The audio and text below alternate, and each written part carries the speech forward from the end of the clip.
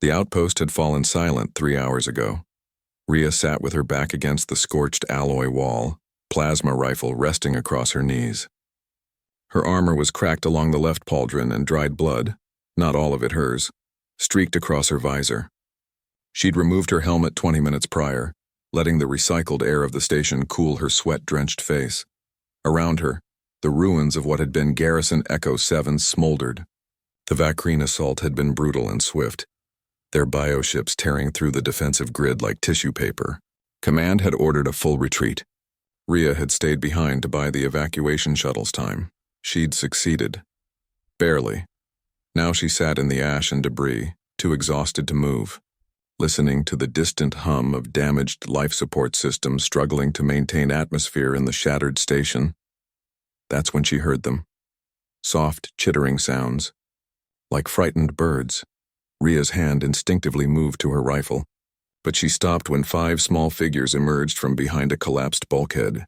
They were Ythari cubs, no taller than her waist, covered in downy golden fur that caught the emergency lighting, their large luminous eyes fixed on her with a mixture of terror and desperate hope.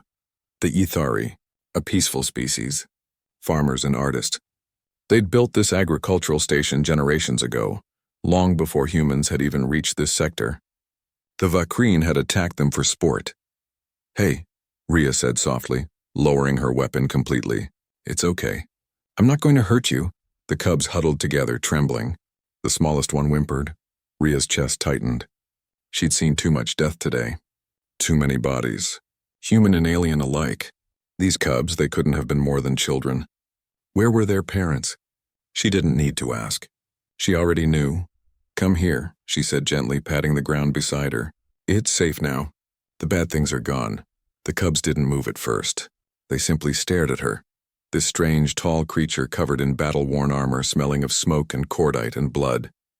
But something in Rhea's eyes must have convinced them because slowly, hesitantly, one of them stepped forward. It was a small male cub with a notch in his left ear. He approached carefully, stopping just out of arm's reach. His eyes traveled from Rhea's face to her rifle, then to the way she sat, legs stretched out, back straight despite her obvious exhaustion, one hand resting on her weapon with casual readiness. The cub tilted his head, studying her posture. Then, to Rhea's surprise, he sat down beside her. Not huddled or cowering, but sitting exactly as she did. Back straight, legs out, tiny paws resting in his lap in mimicry of her hand on the rifle. Rhea blinked. "What are you?" The other cubs, emboldened by their companion's bravery, scurried forward. They arranged themselves around Rhea in a small semicircle, each one copying her seated position with earnest concentration. Their faces were serious, their small bodies rigid with determination. They were guarding her, or rather pretending to. Rhea felt something crack inside her chest, not painful, but profound.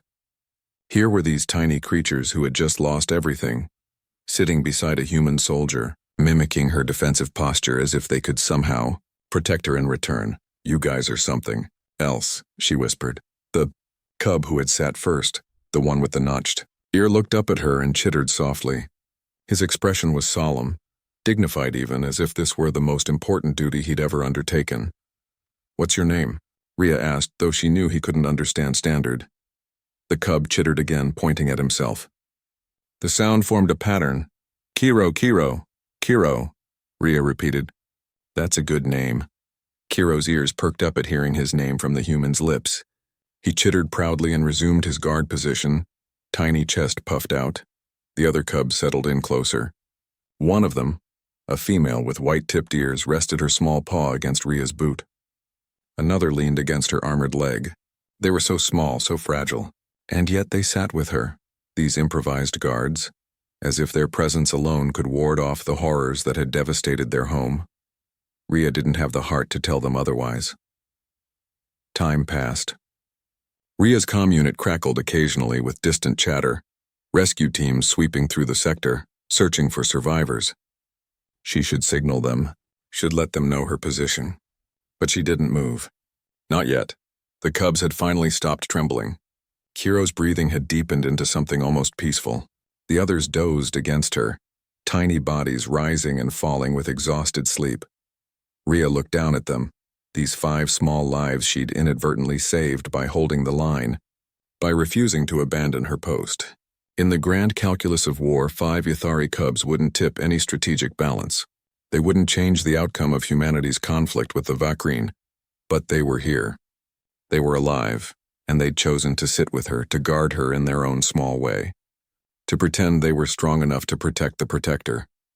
"You did good today, Kiro," Rhea murmured, gently touching the cub's notched ear. "All of you did good." Kiro stirred, opening one luminous eye to look at her. He chittered softly, a sound that needed no translation. "You did good too." Rhea felt hot tears slip down her cheeks. She didn't wipe them away. When the rescue team finally arrived 30 minutes later, they found an unusual sight. Sergeant Rhea Vantos, decorated human soldier and holder of the line at Echo 7, sitting against a ruined wall with her rifle across her lap. Arranged around her in a protective semicircle were 5 Ythari cubs, each one seated in perfect mimicry of her defensive posture, their small faces serious with imagined duty. The rescue captain stopped, hand raising to halt his team. "Don't disturb them," he ordered quietly. They didn't. They simply marked the location, called for a medical transport with pediatric xenological support, and waited, because sometimes, in the aftermath of horror, you encountered something so pure it demanded reverence. 5 cubs pretending to be guards, 1 human, who'd given them reason to believe the galaxy still had protectors worth sitting beside.